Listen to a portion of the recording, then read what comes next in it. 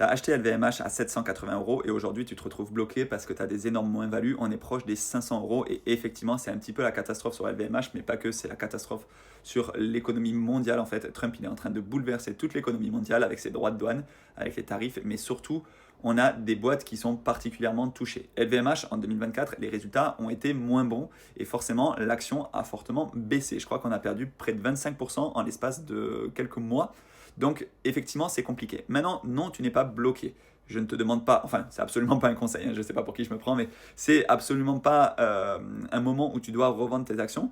Et c'est pas non plus un moment où tu dois attendre 15 ans avant de repasser en positif. Tu peux renforcer ton DCA à la baisse. Et par exemple, si tu as acheté une action à 780 euros et que tu en achètes une autre à 580, et bien ton prix moyen se retrouve à 680. Mais si ça baisse encore à 480, tu descendras à ton prix moyen. Et finalement, faire du DCA, c'est l'une des meilleures solutions pour pouvoir lisser son prix à la baisse. Et même si ça monte, on lisse son prix aussi à la hausse. C'est moins intéressant, mais ça nous permet quand même de racheter des actions.